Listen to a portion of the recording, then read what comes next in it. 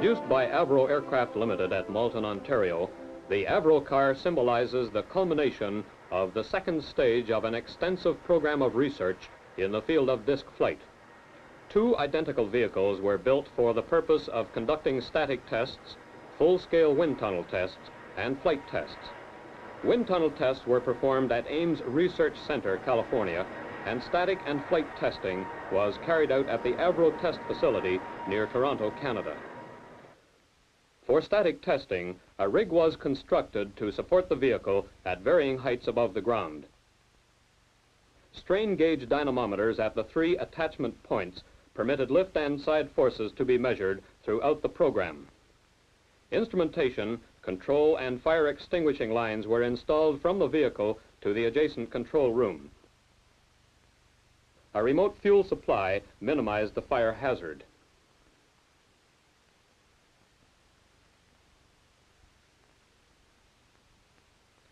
The first vehicle, completed in May 1959, was installed in the rig for an extensive series of static tests before being dispatched to Ames Research Center for wind tunnel testing.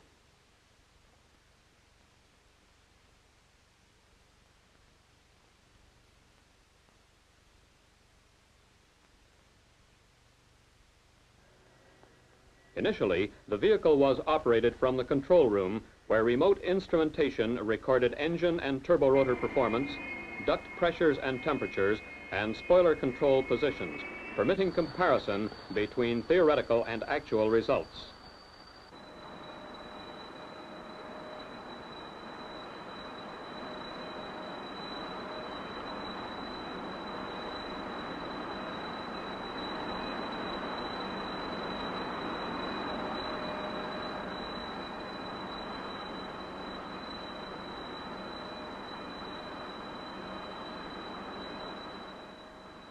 Static testing extended over a period of 5 months, during which time 32 hours of testing were performed without failure of any major component.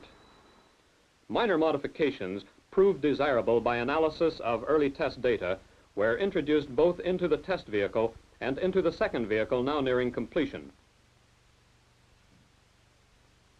Typical of these was the modification of the exhaust boxes to improve temperature distribution and introduction of a cascade beneath the turborotor to improve duct flow.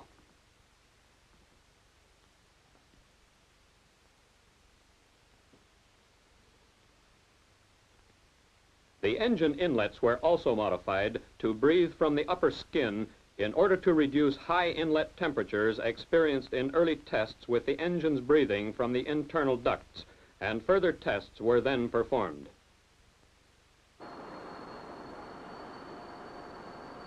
Introduction of these modifications enabled operation of all engines at full power. Tufting on the underside of the vehicle was used to provide visualization of the focus jet.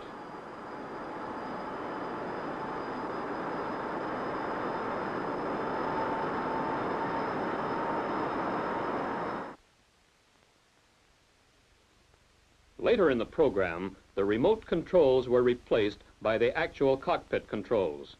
It was now possible for the first time for the pilot to check performance and control characteristics with the vehicle in the flight configuration.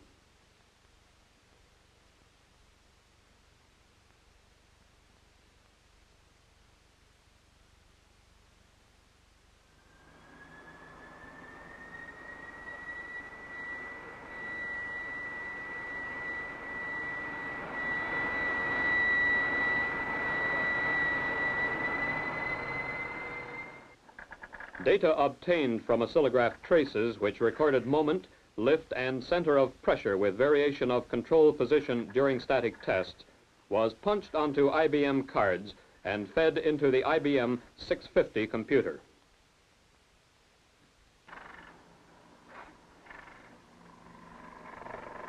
The output cards from the computer were then plotted to provide control characteristic curves.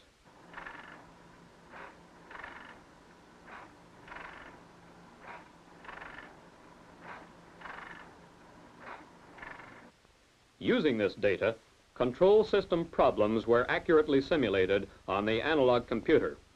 The aircraft cockpit and pneumatic control system were reproduced using a compressed air supply in place of engine bleed air. The effect of control system modifications was also investigated before changes were made to the test vehicle.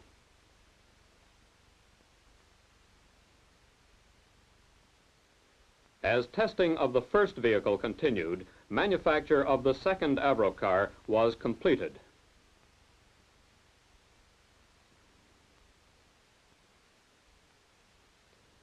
Preparation was made for the initial engine run, and for this test, the vehicle was secured by cables attached to each landing gear leg. This tie-down arrangement permitted checking of the engines at power settings in excess of the unstick setting, and also provided an opportunity for instrumentation and controls to be checked prior to tethered flight.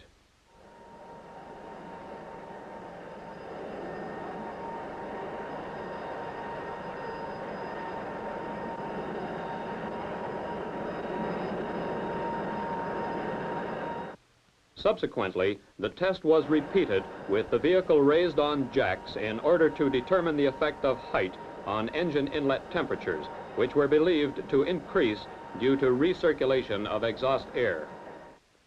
Tethered flying commenced with the vehicle restrained by 3 cables attached to the hoisting lugs and to anchor points in the concrete apron. During testing, the temperatures of critical items of equipment were recorded in the control room. Intercommunication between the pilot and the control room permitted monitoring of the tests by the flight test engineers.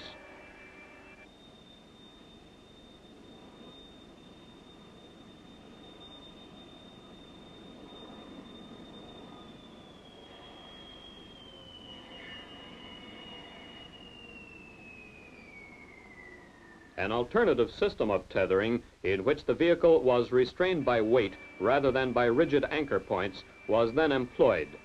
Some difficulty was still experienced in controlling the vehicle, due partly to the influence of the tethers and partly to loss of lift with control application, which had also been experienced during static tests on the first vehicle. The control system was modified and the vehicle installed in the test rig with the upper nozzle closed except for 4 20-degree segments at the cardinal points. Tests were conducted with different central jet arrangements and various spoiler configurations. Meanwhile, after 32 hours of static testing, the first vehicle was being inspected and overhauled in preparation for the wind tunnel test program. Instrumentation specified for the program was also installed. Finally, the vehicle was crated in preparation for shipping from the Avro plant at Malton to Ames Research Center in California.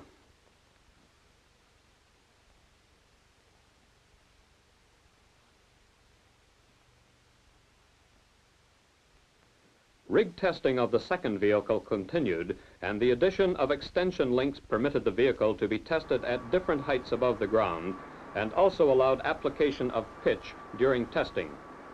These tests indicated some improvement in control characteristics, and the vehicle was returned to the tethers where static test results were confirmed, although the tethering cables continued to introduce random inputs, making accurate assessment of stability and control difficult.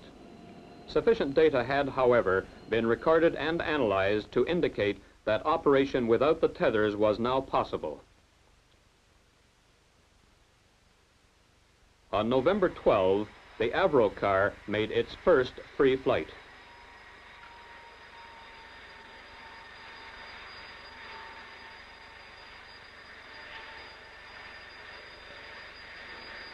In free flight, the vehicle showed a marked reduction of the oscillatory tendency experienced in the tethers. Control sense was correct, although more control power and less lag was obviously required.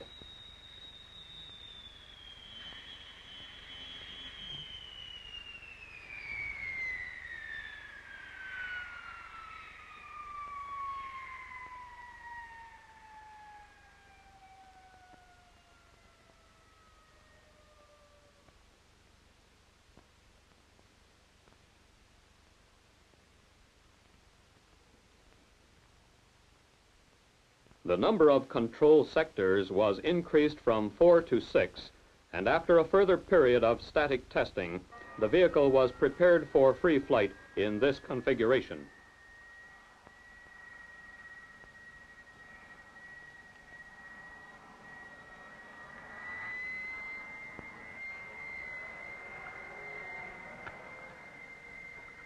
With the increased control power provided by the 6-point system, the behavior of the vehicle was much improved. Stability within the ground cushion was better than before, and the gyro-stabilizing effect of the turborotor was now apparent.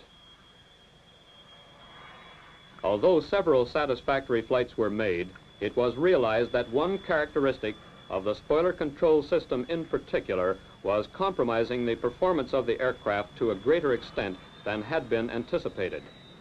Application of control reduced lift on one side of the aircraft with no corresponding increase on the opposite side. The ideal system would be one which would move the focal point of the jet without loss of lift. A system providing these characteristics had been designed and was being tested on the 1/20th scale model. A focusing control ring around the lower periphery of the vehicle replaced the spoiler control and deflected the jet to provide both control and forward thrust.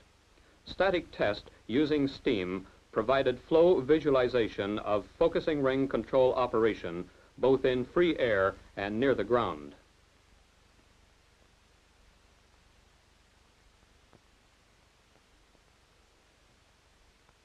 Static and forward flight force tests were performed in the Avro wind tunnel, and flow visualization tests were also performed in the forward flight configuration.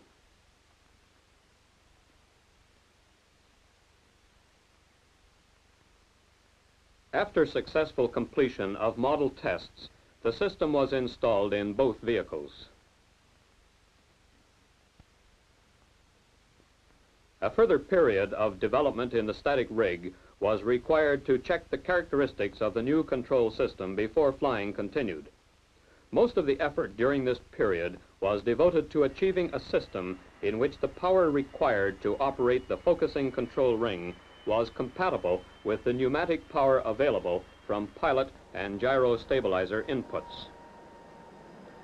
Tethered and free flights which followed were directed toward increasing the stability of the vehicle in the ground cushion and increasing the stable height of the ground cushion.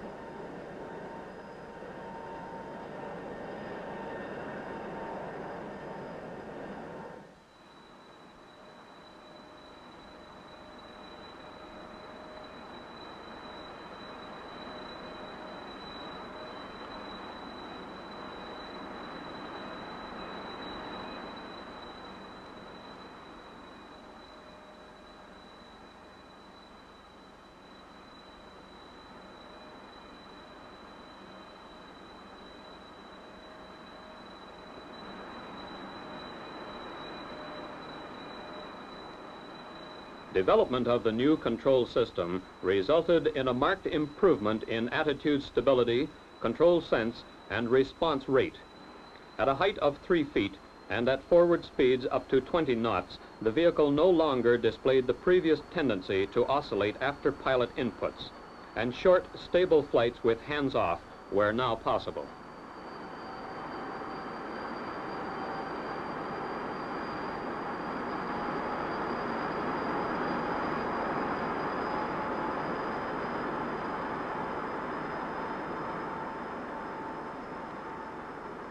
The height at which the ground cushion tends to become unstable, now known as the critical height, was found to occur at the point where the simple annular jet formed near the ground changes to the focus jet formed at increased height.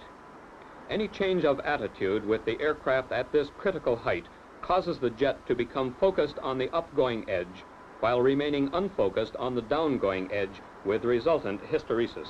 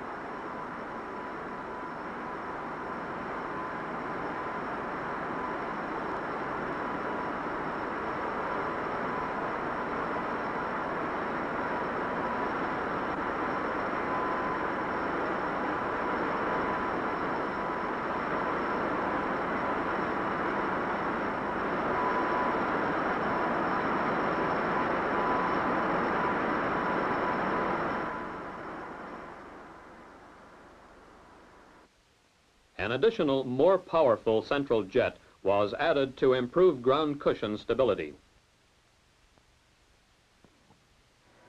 It was found, however, that an increase in ground cushion stability was accompanied by a decrease in control power, and the final configuration represented a compromise between the two requirements.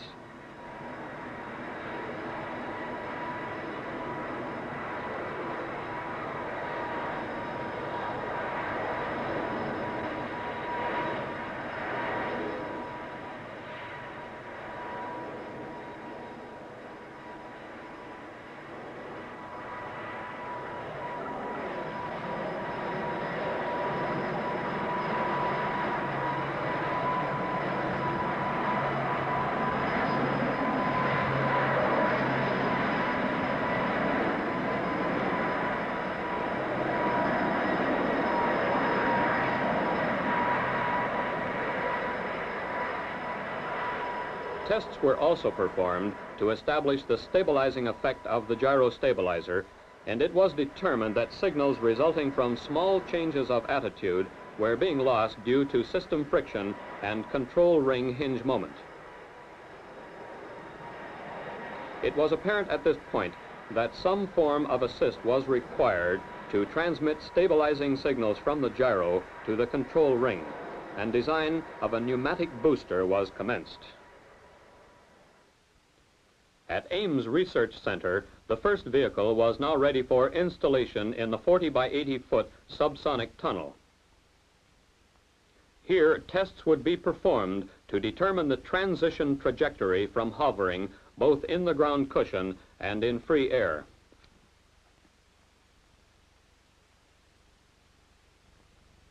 These tests were all performed using the focusing ring control system, which had resulted in the most successful free flights on the vehicle at the Avro test facility. The variable mount permitted testing to be carried out at heights up to 12 feet. Flight tests on the second vehicle were discontinued to permit introduction of the pneumatic control boost system. This involved the introduction of 6 sensing nozzles at the base of the central control shaft to monitor 6 pneumatic actuators mechanically connected to the control ring. The base of the shaft was now secured by a flexure, and only a small travel was required to transmit gyro-stabilizing signals to the actuators operating the control ring. Functional and frequency response tests were carried out with the pneumatic system pressurized from an external supply. A variable speed mechanical shaker was used to excite the control column, and measurements of control ring motion were made using potentiometers connected to a continuous trace recorder.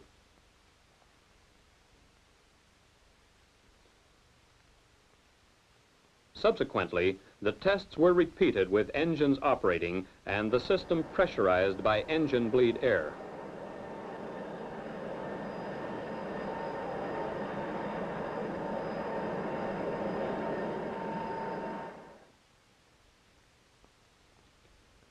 Tether tests were performed to permit final checking of the power-boosted control system before free flying was resumed.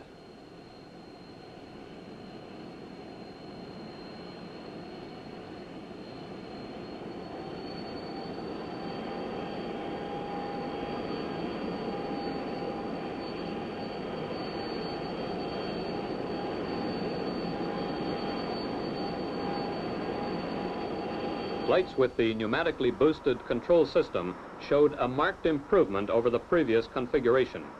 Stabilizing signals from the gyro were now quite apparent. The pilot reported that the feel of the aircraft was better with the new system, and that precise positioning without excessive effort was now possible.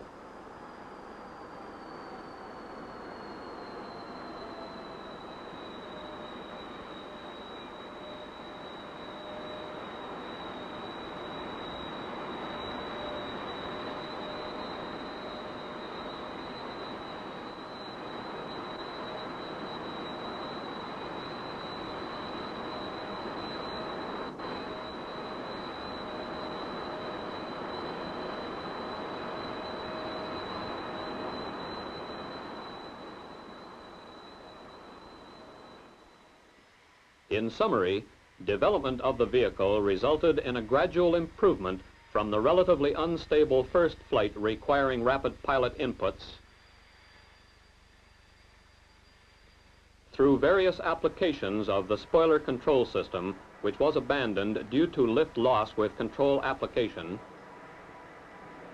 and ultimately to the introduction of the focusing control ring, which resulted in the most significant improvement to date.